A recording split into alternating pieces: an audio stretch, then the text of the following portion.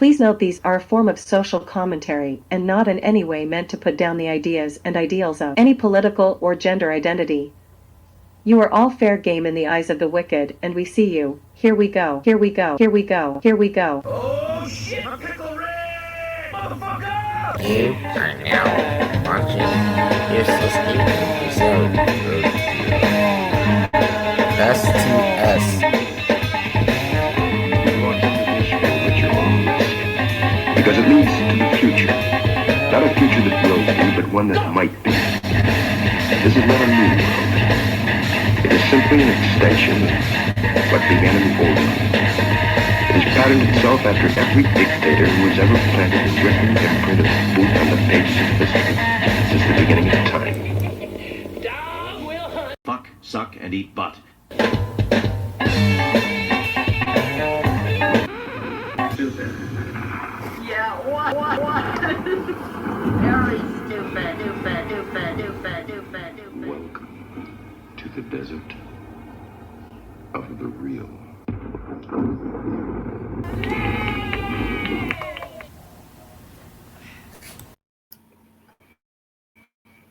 And one more sound, and all right, we are rolling. How's it going, my lovely party people? As you can see by the title today, and by my shirt, today we are talking about Rick and Morty. Now, seeing as I do not have,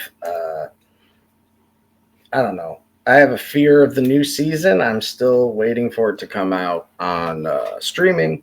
So far, I've heard good and bad things about the new season because we're at season 7, and honestly, I don't know if I'm necessarily excited about it, or I'm just really, really frightened because of the entire issues going on with Justin Roiland losing the position, and often I wonder, how do you expect to keep a show going when you take away the main heart of the show? I'm not going to condone anything that he may or may not be guilty of, because that's none of my business, and it has nothing to do with the television. Again, I tend to separate the art from the artist, and I think everyone should, because you can learn a lot from those you hate, and you shouldn't hate anybody. But if you don't, if you dislike somebody or dislike their beliefs, you can still learn from them. I've learned more from, personal enemies than I did from friends, because, a enemy is going to basically not sugarcoat shit for you. They're going to make it, I don't know. I'm going to keep it blue. I like this blue. All right. So today we're talking about Ricks and Mortys. Which one are you? All right. So the point is, if you're a Rick and Morty fan, you should understand the aspect of what I mean by that. Now, a Rick is usually this guy here. Now, Rick is an alpha male, but he is assertive, and he is basically a narcissist. But he's also highly intelligent and also empathetic at times. So he is a multifaceted person or character, which is what makes him interesting. Now, he's more out there and sticks to his principles regardless of who that hurts, because truth hurts. And there's just a real respect that I have for Rick, because I see myself so much in the actions. And that's what you take away from the characters. That's how you fall in love with the character. Whoa, shit, what was that? That's how you end up falling in love with the character. That's how you like a character, when you can identify with them and feel what they feel.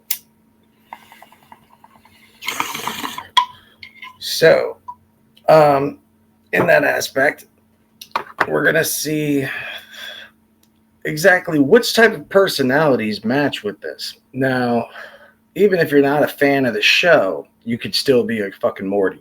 Now, a Morty, like I said, we already said what a Rick is. A Morty is more of a empath that is more of a Sigma empath. You know, he has more empathy, forgiveness, and definitely can put himself in the shoes of another person. Whereas Rick cannot do that. It is against his principles to go for feeling over fact. Now, this is where I am as well. I can't stand when people give me bullshit, like, anecdotal garbage that has nothing to do with intelligence. It's simple trying to obfuscate fact for opinion. And it's not working. It doesn't work. And so, when you look at each character from Rick and Morty, there are personality types and almost like templates. And so, there's Rick's, there's Morty's, just don't be a fucking Jerry. Now, to say, what is a Jerry? A Jerry is simply a spineless coward who gets by being pitiful. And so he leeches onto people because of you pitying him so much that he's basically always the victim. So therefore, you always feel sorry for him. Now, just like Rick, some people do not, like myself, don't feel sorry for people like that because you do it to yourself. No one else is telling you to. No one else is telling you to sit there and leech off of other people's feelings, but you're the only thing stopping you. And so I do believe that all people can change depending on how much they really try, and also it depends on the actual exercises. Now, I can't stress that part enough because we have a lot of fake experts online. Online everyone's a freaking expert. And the truth is, no, you're just a douchebag with a camera, just like me. So there's a lot of these videos that go by narcissists and shit. And it always just amazes me because, well, let's go ahead and just watch a nice little scene so we can get an understanding of that kind of dichotomy. Now, here is a scene where Beth kind of realizes that she is just like her father, and she too is a very strong, independent, semi-narcissistic kind of person, but that does not make her a Morty. She's definitely kind of both. But in this episode, she's realized who she is, and that she is the daughter of a Rick. So that makes her a Rick. But doo-doo butt. No. Doo-doo butt. Hey. Hey. So just like out of curiosity, if you were to make a clone of Tommy, what would you need to get started? I don't know. Tommy's DNA? Okay, because he left a lot of it. he didn't want to come back, so he gave me this. He gave you his finger. Well, what happened is Okay, it doesn't matter. What's funny about this and what's why I'm showing it is kind of two different reasons. What we're seeing here is a daughter that has realized she's more like a father than she ever thought. Now, as she wants to basically apologize to her father doesn't need the apology because the reward of seeing her learning the lesson is the apology that he has already accepted or not accepted. To him, everything is very passive. He tends to live only for himself. And I mean that in the most selfish way possible and also in the most just self-preservation. Again, there's a difference between being selfish and then there's just self-preservation. We all need to look after ourselves. There's nothing wrong with taking care of yourself, being a little bit vain because you take pride in your confidence. Well, you earn that confidence. You had to work for it. Pride is only relevant when you have achieved, not something you were born with, not something that you did nothing that relied on chance can be a matter of pride. You should always be proud only of what you have achieved and accomplished. So the point here, she's realized she's just like her father and is just as stubborn, but just as intelligent. So it is two very strong personalities kind of coinciding, and we're just watching a father and daughter kind of like getting a second chance in a certain way. And this is how Ricks tend to be, because we're passive. We don't really give a shit. So we won't be mad at you for longer than 5 seconds, maybe 5 minutes. Okay. This will take about 3 hours. Okay. Hey, you want to help? Okay. I got a doo-doo in my butt, and I don't know what to do with the doo-doo in my butt. But I know that a father should say That I do. that he's proud of you. Every daughter is a doo-doo from a Father's butt. Biologically speaking, the butt is a nut. And every father's wrong, and there isn't a song that can change that. Now, why is that beautiful? It's beautiful just because that song is awesome. And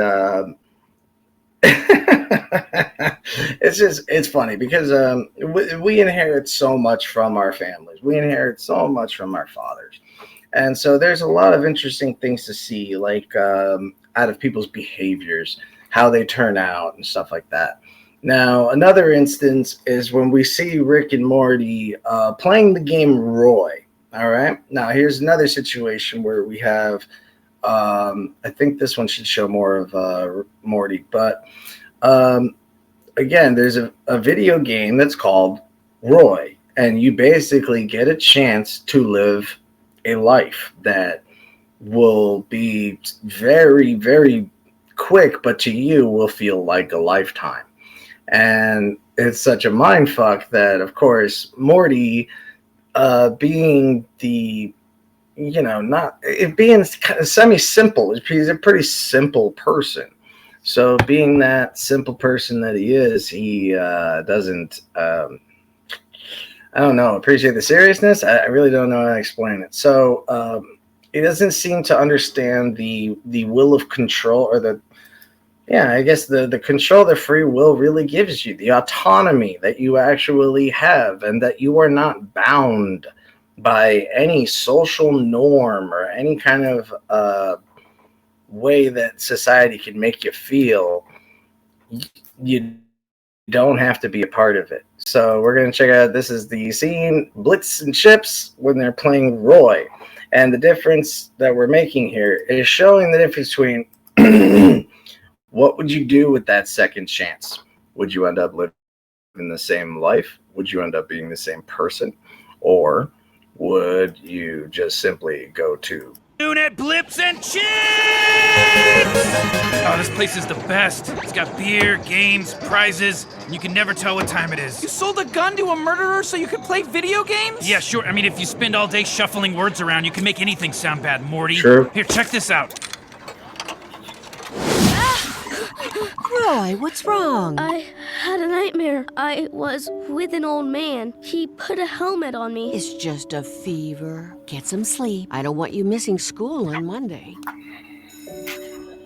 I want you kids to look around you today and think about your future.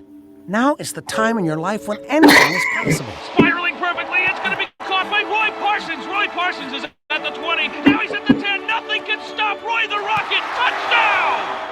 I just think it's time to get realistic. Have you talked to my father about the carpet store? Roy? Had we caught it sooner... Well, hindsight is 20/20, Roy. What's important is that we move quickly. I'm not ready to die. You're not going to.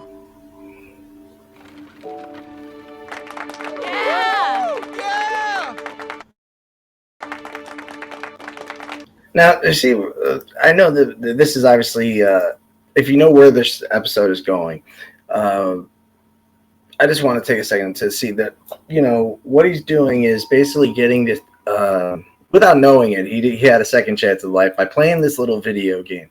Now, as you can see, Morty, being Roy, gets to choose. He chooses the best decisions that society's norms want him to attribute to. And look how he ends up. And so the way that he even tells him you kind of squandered a lot of your time shows, what do you do if you have a second chance? Do you go out and live? And notice when Rick does it, he immediately breaks the security number. He just instantly has the codes to the game because Rick is a player. Morty is a sideliner that Rick has yanked into the game. So life is the game, and you are on the sidelines. Do you get the fuck up and this time go and actually play, or do you sit back and commentate and judge and never actually knowing what it feels like to pass that goal zone, to pass that fucking goal zone and actually turn around and seeing the support? And so in a certain way, even though this guy, Roy, this is a total made up story, he had a life that was not remarkable, but who the hell is to say what is remarkable? As long as the person themselves are happy. But notice that while he's playing Roy, not very happy. So still, it shows a pattern of behavior that we tend to, especially if you have a Morty-like personality and you're more of an empath, you're really going to go with the negative emotions of life. And you really have to take emotion out of it and get into the real world. And that's not to say be a narcissist. I'm just saying be a Rick. I'll be saying that a lot today. So let's keep going. Hey, thanks for the carpet, Roy. And you pull those Persian off-white shags for the clearance sale? And it's bye-bye, Roy. Oh, what the hell? Where am I? 55 years. Not bad, Morty. You kind of wasted your 30s, though, with that whole bird-watching phase. Where's my wife? Morty, you were just playing a game. It's called Roy. Snap out of it. Come on. I'm Morty. You're Rick. Hey, you sold a gun to a guy that kills people. Look at this. You beat cancer and then you went back to work at the carpet store? Boo. Don't dodge the issue, Rick. Selling a gun to a hitman is the same as pulling the trigger. It's also the same as doing nothing. If Crumbopulous Michael wants someone dead, there's not a lot anyone can do to stop him. That's why he does it for a living. Now, excuse me, it's time to thrash your Roy score. Okay, right there. That shows the essence of their personalities. Again, we have the empath and then the realist. And I don't want to call him a narcissist right now. I want to just say the realist. He understands how the real world works. And that gun that they're talking about that he had sold to some sort of like terrorist, like an intergalactic terrorist, he knows that guy's going to find that gun either way, any way, shape, or form. He's determined. He's going to find that gun because he's already been doing it. So why not make a buck? Sure. All right. So again, it's one thing to see things as they are, and then it's another thing to see things as they are, and then ask why, and why should I conform to it? And if it does not coincide with your principles, that's where you are at your vexing point. You could stop this killing from happening, Rick. You did a bad thing selling that gun, but you could undo it if you wanted. Uh-huh. Yeah, that's the difference between you and me, Morty. I never go back to the carpet store. Holy shit! This guy's taking Roy off the grid! This guy doesn't have a social security number for Roy!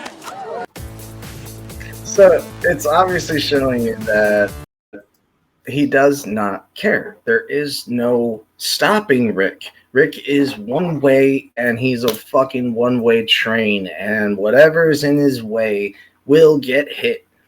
And he shows a lot of what is called stoicism.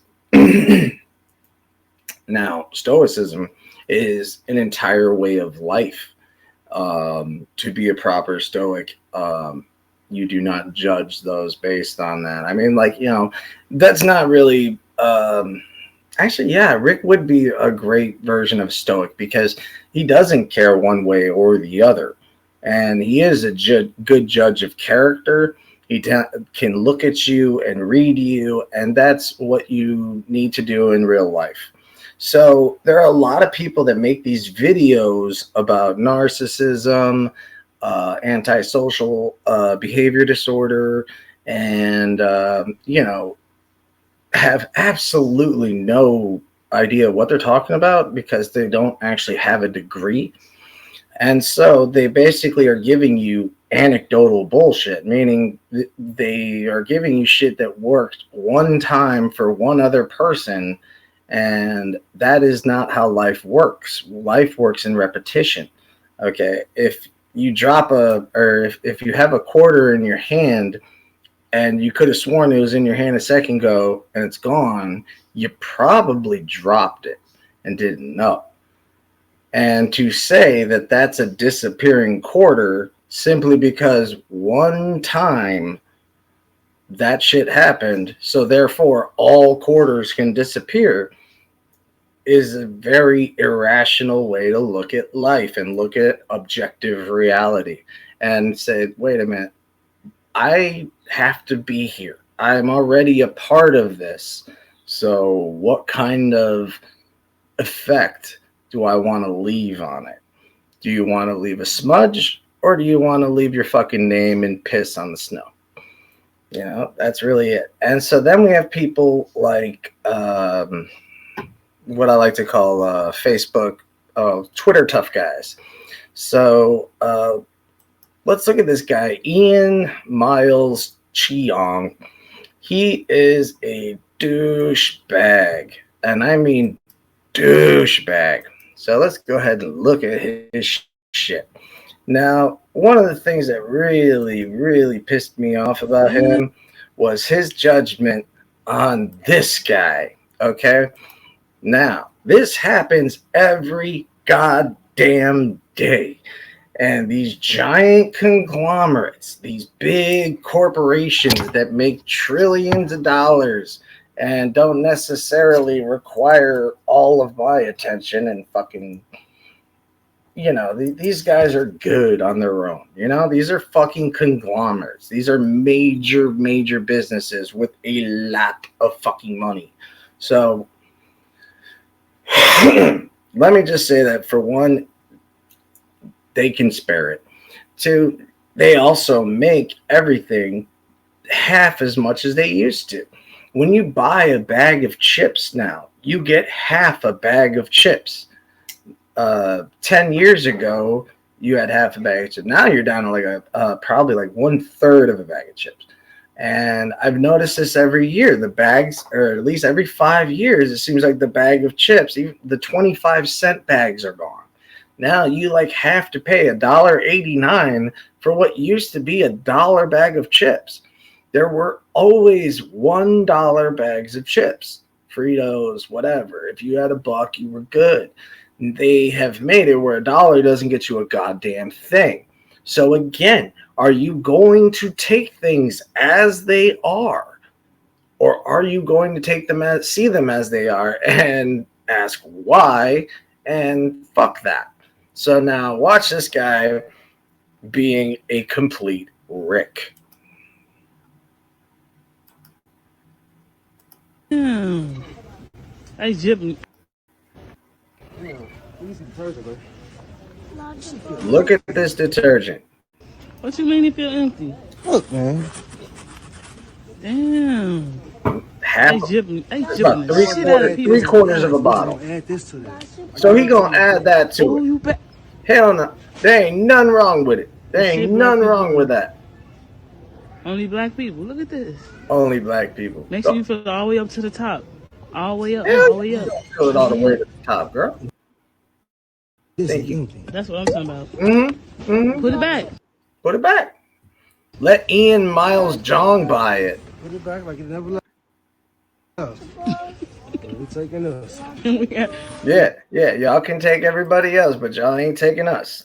Now, again, you see what I'm talking about. There's a way to look at things and accept them for how they are, and then there's a way to look at things and say, I'm not accepting that. Fuck you. I paid $12 for this like everybody else. And, well, let me throw this in there. There's always going to be that guy. Well, I paid $12 like everybody else. Well, I am not everybody else. He is not everybody else. And Ricks don't take shit from anybody. And if you are going to rip us off, nah, that just ain't happening. We're not going to go quietly into the good night. So what does he do? The smartest goddamn thing he can. He fills that motherfucker up and gets his money's worth because the conglomerates are assholes. They have the money. They have the product. They don't pay their employees. They charge you 4 times the price. And this man ain't fucking taking it. And you're going to say that this man is shameless? There is nothing shameless or shameful about what he's doing. What he's doing is his goddamn dollar's worth, okay? It may be illegal. I don't give a fuck what is illegal. Illegal is, how do I put this? There's a really great scene from Dragnet that has a really great scene. I'll show this in in the newer openings. And when he's on Dragnet, he talks to the dude and tells him, you see things black and white, and if it's illegal, it's illegal. You don't ask questions. I am not like that. And so he said, we're just on different sides of the fences. That's all. You look at it, illegality in black and white, and I don't live my life based on what you consider morality. Now, laws and morality are supposed to be somewhat coincidable, but rarely are they. And so as long as we're being ripped off, overpriced, disenfranchised, and underpaid and overworked, we should do whatever the hell we can to show that we won't put up with it. And the last thing people will ever do is get together. So Ricks are gonna fucking Rick, all right? And so moving on to the final, no, fuck that. Let's keep going on this asshole. I really can't stand this guy. Like, you don't understand. I really hate this guy. So let's look at the other videos. And I want you to see a trend here. Do you notice a little trend here? All right, ready? Ready? There we go. All right. All right. Black. Oh, argument about black people. Argument about black people. Arguing about immigrants. Calling AOC stupid. Yeah, right, because Marjorie Taylor Greene does so much for our society. And then complains again about more black people. Oh, shit. Y'all not seeing this? Oh, okay. So, I mean, do we see a pattern here? It's a pattern of just clear fucking racism. And this dude doesn't care. Like, this dude just does not care of anything because he's a fucking racist. So let me go ahead and give you the full fucking shot of his dumbass face so you guys get it. So if you ever see this guy on Twitter, you call him a fucking douchebag, okay? This is one of the biggest racists that I've ever come across. One of those backward-ass American racists. Like, they think because they are American, that means they're white. No, motherfucker. trust me, white people, they don't like you either. I don't care if and his name is Ian Chong. So I'm guessing only half of you is racist. Well, guess what? The other half of you would have been put in an internment camp or treated like dog shit back in the day. So you can go ahead and kiss the white man's ass all you want, but he ain't ever letting you in his club. Okay? You stupid motherfucker. Now, this guy has refused to answer any of my replies, so I'm just going to put him on blast here. All right, so I already put up his fucking his Twitter. Please, if you watch this show, go on his page and just fucking shit on him, because he is one of those people that peddles lies and half-truths and manipulates news to get you to fucking think whatever. And honestly, if he came up, if he had a fucking ounce of balls, he would at least reply. You know, he says so much stuff that is so bigoted, racist, bullshit, right-wing talking points, and can never accept the simple fact that, dude, you Asian, they won't like you either. You ain't a part of it. Just because you pay $25 or whatever a month for that stupid ass blue chip, that doesn't mean they like you. They don't. And so, you know, I mean, George Carlin knew what the club was, and he knew he damn well didn't want to be a part of it. So going back to the original topic, I forgot to show this. When you are head up with a situation, and this is where your Rick or your Morty, and at worst, your Jerry, will show up, and you will prove who the fuck you really are. And that motherfucker is a Twitter tough guy. So he's literally only strong behind a screen because he can't be touched. So this is the same guy that cried over a person that got knocked the fuck out because they were walking in the middle of the street and got smashed. Dude, I'm gonna fucking smash you. And what's funny is he can get hit by a car. He got smashed by a dude. He got smashed by a pedestrian. And why? Because you being a bitch right now. And someone needs to slap your ass right back to reality. And you know who's really good at doing that? Ricks. So in the cases of when you have kind of like two Ricks going at it, it's really interesting to watch. So I think I have a case where you have two guys that are kind of like Ricks and alphas going at it. And it's always interesting to watch. But let me just tell you, this is as real as it gets, because this is straight up how we act. I could do that. All right, wait. Last thing. I'm also gonna need that extended warranty on it for the price of on the house. That I can't do. Now don't be a Negro, be my nigga. All right, help me out. Hold on. I ain't nobody's nigga. Yeah. Well, I mean, you somebody's nigga wearing this nigga tie. Now you're being condescending. Yep. See, you've been warned, all right?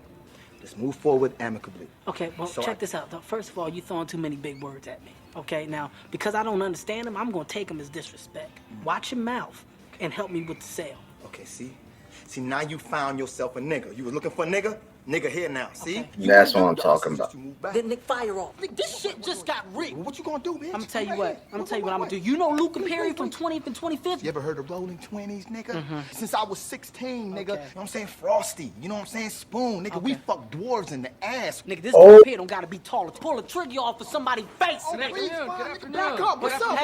What? Well, welcome to Both Spark. y'all. Is this your boy? Yeah, nigga, we will both mash you. What? Hey, what? how can we Where you help at? you, sir? No, he don't need no help. He's already been served. I served him. He's taken care of. He's a little slow, but he got it. See, what he thought was he could come up in here and make the rules, but now he see that they make the rules in Smart Tech. Then I run this bitch, and now he about to bounce. This your boy? Yeah, that's my boy, nigga. We rep the same Smart Tech. You just got fucked up with him. Both y'all niggas gonna get clapped up when I get back.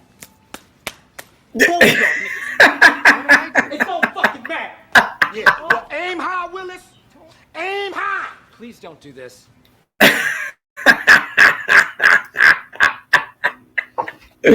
I'm sorry. That shit is as real as it gets. That's what I mean by saying when you a Rick, you a fucking Rick. All right. And so we have enough Jerrys, we have enough Mortys. We need more fucking Ricks and less fucking dicks like fucking Sean. All right. That's my time. I hope you enjoyed today's episode. Please share this shit. And seriously, stay safe, stay free, stay funky, and fuck that dude up. Just go find him, Ian, whatever, Cheong, and just fuck that dude up. All right, somebody, please. I don't know where he at, but just somebody fuck him up, please. Please note these are a form of social Stay commentary cheesy. and not in any way meant to put down the ideas and ideals of any political or gender identity. You are all fair game in the eyes of the wicked, and we see you. Here we go. Here we go. Here we go. Here we go. Oh shit! I'm Pickle Rick, motherfucker!